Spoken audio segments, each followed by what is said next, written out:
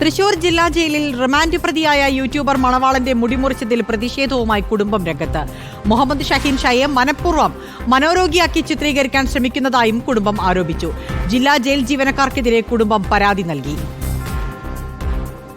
Magistrate കോടതി, മുഖ്യമന്ത്രി, jail DGP എന്നിവർക്കാണ് കുടുംബം പരാതി നൽകിയിരിക്കുന്നത്. മണവാളൻ എന്ന മുഹമ്മദ് ഷഹീൻ ഷായെ തൃശൂർ ജില്ലാ ജയിലിൽ നിന്നും മാറ്റണമെന്നും കുടുംബം ആവശ്യപ്പെട്ടു. ജില്ലാ ജയിൽ അധികൃതരുടെ നടപടിക്കെതിരെ അന്വേഷണം വേണമെന്നും കുടുംബം ആവശ്യപ്പെടുന്നു. മനോരോഗിയാക്കി മകനെ പുറത്തുവിടാനാണ് ജയിൽ അധികാരികളുടെ നീക്കമെന്നും കുടുംബം ആരോപിച്ചു. എനിക്കിങ്ങനെ ഫിലിമില് ഇതുണ്ട്, പിന്നെ കല്യാണം ഉണ്ട്, അപ്പം മുടി മുറിക്കല്ല, അതിന് വേണ്ടി എനിക്ക് ഫോം എഴുതി വെക്കാം, അപേക്ഷ വെക്കണം എന്നാവും പറഞ്ഞു. അത് അവർ കേൾക്കാൻ തയ്യാറായില്ല. കാരണം ഇനി പുറത്തേക്ക് വിടുന്നുണ്ടെന്നുണ്ടെങ്കിൽ ഭ്രാന്തനാക്കിയിട്ട് ഞങ്ങൾ ഇവിടുന്ന് ഇറക്കി വിടുള്ളൂ എന്നുള്ളത്. അത് സത്യത്തിൽ അവരെ ചെയ്യും ചെയ്തു. ഭ്രാന്തനാക്കാൻ വേണ്ടിയിട്ടാണ് അവരവിടെ ഹോസ്പിറ്റലിൽ കൊണ്ടുപോയി ഇട്ടിട്ടുള്ളത്.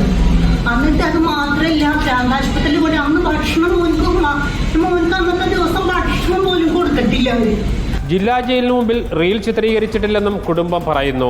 ജയിൽ ചട്ടങ്ങൾ പാലിച്ചു മാത്രമേ മണവാളന്റെ കാര്യത്തിൽ നടപടികൾ കൈക്കൊണ്ടിട്ടുള്ളൂ എന്നതാണ് ജയിൽ അധികൃതരുടെ വിശദീകരണം. 2 കോളേജ് വിദ്യാർത്ഥികളെ കാറിടിച്ച് കൊലപ്പെടുത്താൻ ശ്രമിച്ച കേസിലാണ് 9 മാസമായി ഒളിവിലിരുന്ന മണവാളൻ എന്ന മുഹമ്മദ് ഷഹീൻ ഷായെ തൃശൂർ വെസ്റ്റ് പോലീസ് പിടികൂടുന്നത്.